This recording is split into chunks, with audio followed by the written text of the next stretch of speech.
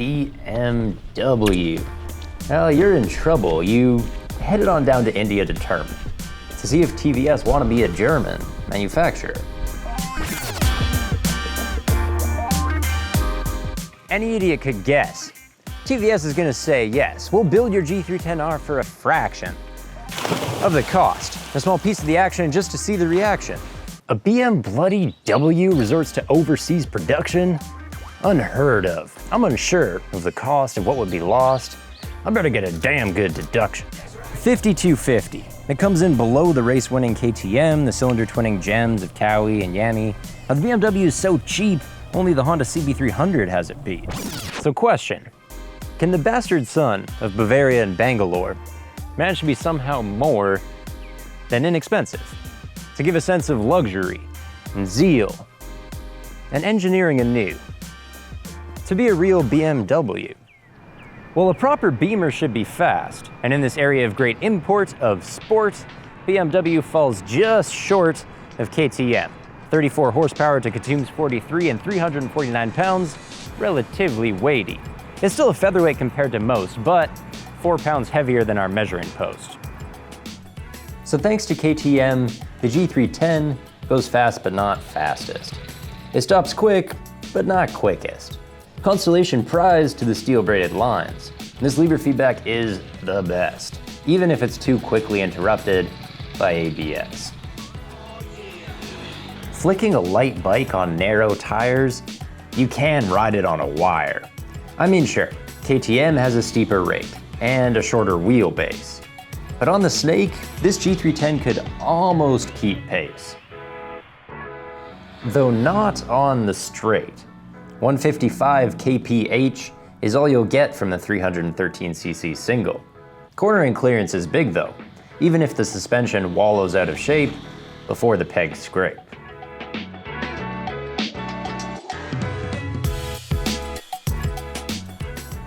Now I don't want to be overly harsh. The G310 is quicker than most and feels fast at heart.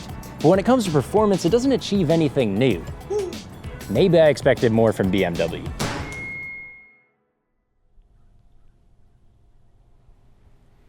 One, two, three, four. Let the numbers fall to the floor. Because when looking at a Beamer, what's the measure? It's not lap times, it's luxury and leisure. Driving pleasure. Engineering a bike to feel luxe is as good as making one go faster. And when it comes to luxe, BMW is the master. They spend at every point of interaction, because the expensive parts you touch and see are a distraction from anything cheaper. Eyes first, see the gold anodized calipers, then pearly paint, then LED lights. BMW showed no restraint in making this thing a sight.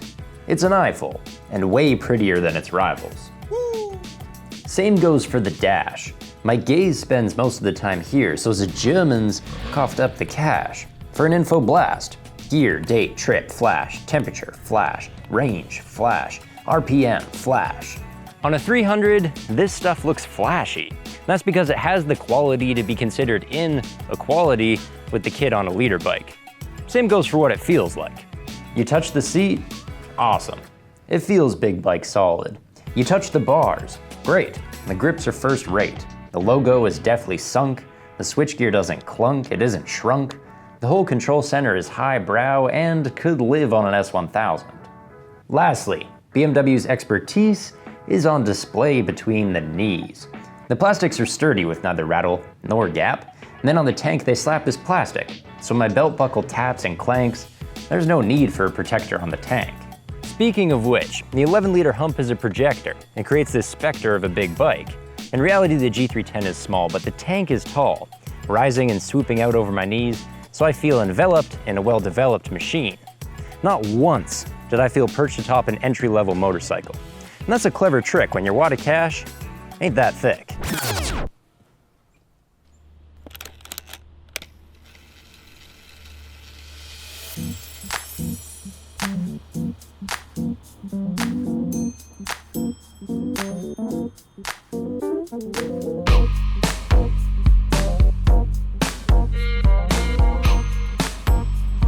Now listen to this.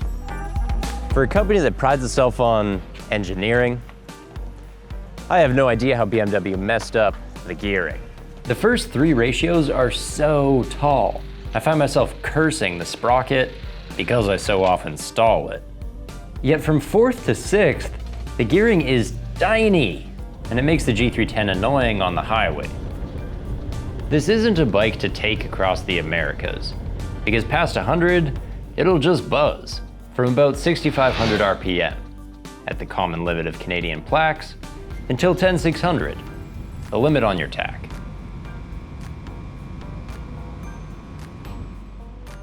But setting aside the vibration, there is an amazing amount of stabilization, mainly thanks to the elongation of the swing arm. And why not? Our G310 might be built by TVS in India, but it was designed fervently by the geniuses in Germany. What they did is flip the cylinder and lean it towards the rear. That lets us adhere to Euro 4, giving the header a shorter course to the muffler, so the whole thing is short enough for the standards. Of course, the single-on angle also creates room to finagle forward the entire engine, allowing for that extension of the swing arm for stability, while also putting more weight and solidity on the front tire. And that gets rid of the lack of predictability that often plagues the front end of light bikes. So the Beamer's a solid motorcycle, but here's the hitch. I'd still want the KTM suspension for fast sporting rips, and I'd switch to a twin engine for long-lasting trips. It's a good all-rounder, but someone discerning will always be yearning for one better. Yet I endeavor to show that the G310 is pretty sweet on city streets. After all, what does one need around town? 70 miles per gallon, low payment down, something gorgeous and nimble, and a decent status symbol. The Beamer has nothing to fear here. It has top nobility and civility to rule the inner city. Oh, really? We've seen that every first impression is an expression of luxury, but I question whether BMW kept the same discretion in areas that are more clandestine. For example, BMW's obsession with quality seemed to lessen when I went to adjust the levers. Not possible. No. Then the exhaust rattles, while at idle it's barely audible. Meanwhile, the headlight ain't bright. Might just need a correction of direction, or perhaps the problem is luminosity. So either the quality's off, or the quality control's soft. Also, I have a suspicion that there's a lack of precision in the transmission.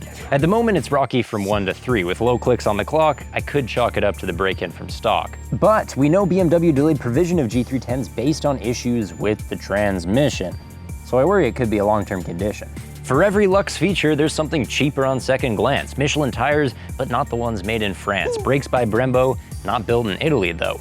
This bike is neither luxury import nor cheap export. The sum total is most of all, global. And that is the key.